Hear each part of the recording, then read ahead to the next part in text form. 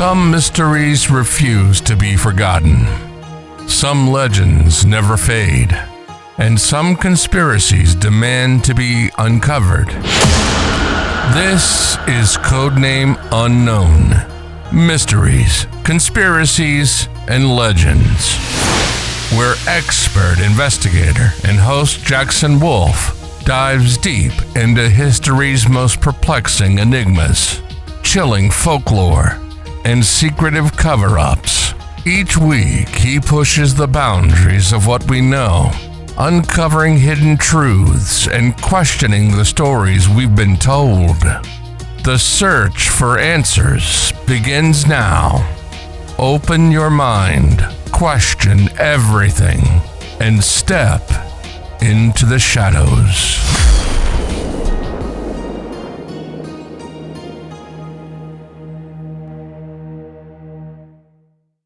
Imagine waking before dawn to a town that feels familiar and wrong. Street signs still stand, but no one agrees where they point. The high school's trophy case sparkles, yet the names mean nothing, even to alumni holding their own yearbooks. Church bells ring and the congregation asks which prayer comes first. At City Hall, the server boots, but calendars, minutes, and permits read like artifacts from someone else's life. You recognize your house keys, you don't recognize your house rules. That's the sensation people describe when a community loses its memory. Continuity breaks, rituals glitch, and identity starts to slip. Tonight, I'm Jackson Wolf, and we're unpacking what it would mean for an entire town to forget. Let's separate terms. Individual amnesia is a clinical loss of autobiographical or semantic memory. Collective amnesia is a social state, a breakdown in shared narratives, records, and cues that let individuals situate themselves. Cultural memory captures traditions, symbols, and stories that persist beyond any single person. Then there are memory holes and social silences, mechanisms, intentional or emergent, that remove events from circulation. Our question is not only could memories vanish, but how social systems, technologies, and power relations could make forgetting feel inevitable. Collective memory isn't a big hard drive, it's a choreography. Social psychologists like Halbwachs showed that memory is reconstructed in groups, guided by present needs. Historians add that archives matter, but narratives stitch the documents into meaning. We remember through anchors, rituals, places, objects, and roles. Civic calendars, sports schedules, parade routes, even the smell of the mill shift whistle organize recall. When anchors break, recall decays. If your newspaper closes, your school consolidates, your parade is canceled, and your digital records scatter, the scaffolding of shared memory thins. People still remember, but they can't agree what their memories mean. Psychology gives us several ways a group can drift into forgetting. Suggestibility primes people to adopt others' recollections. With enough confidence and repetition, false memories seed. Confabulation fills gaps with plausible stories, which, shared widely, harden into local facts. Social contagion spreads misremembered details through conversation and media. Pluralistic ignorance convinces everyone else remembers it differently, so people self-censor. After collective trauma, avoidance becomes a survival strategy. Communities choose not to recall to reduce conflict or pain.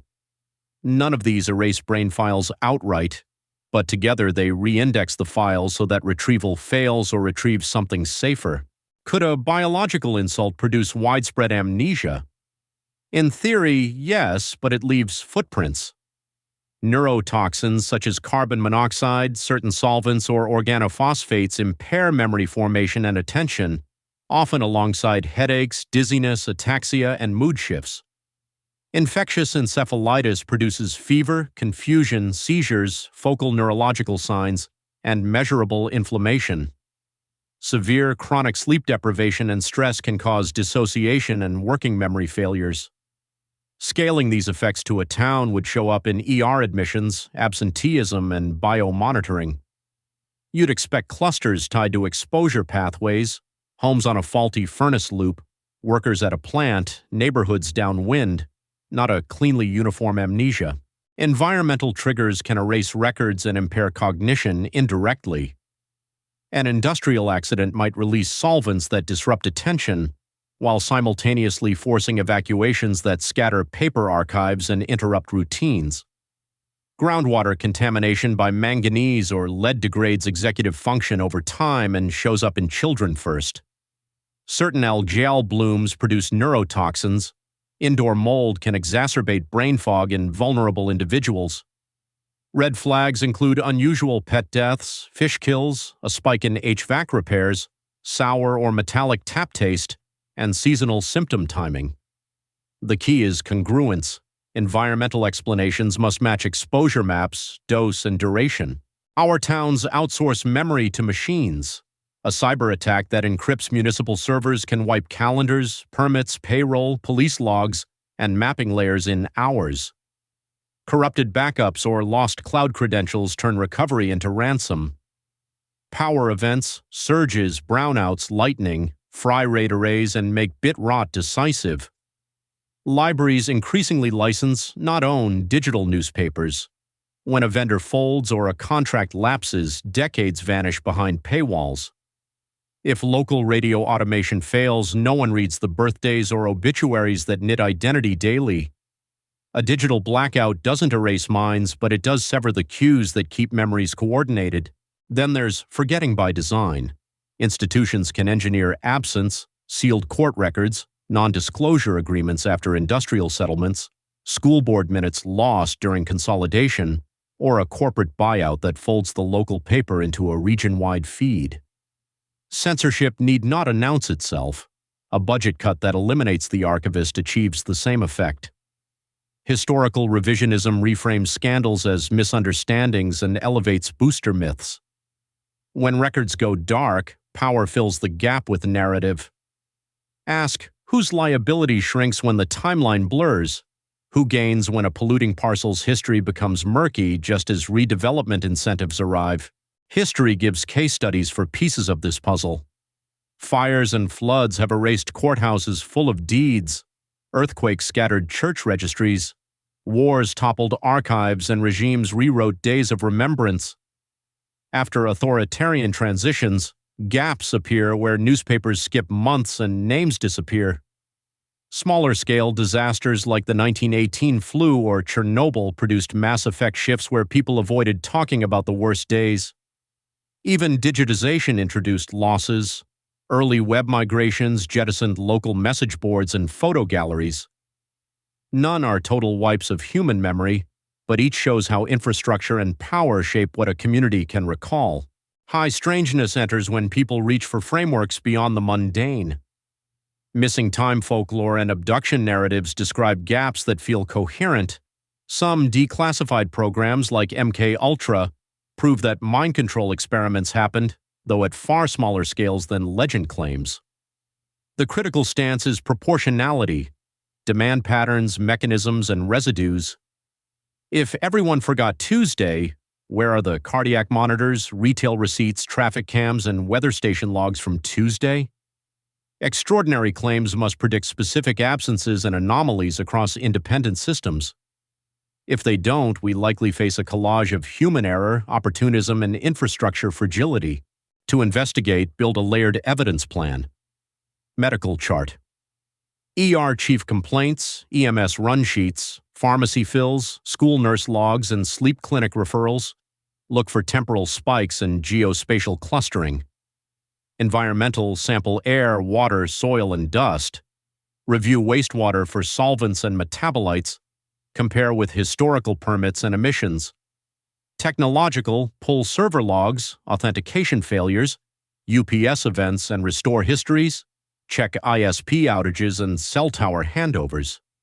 Historical, scrape print archives, yearbooks, property deeds, and utility hookups. Cross-check obituaries and birth announcements.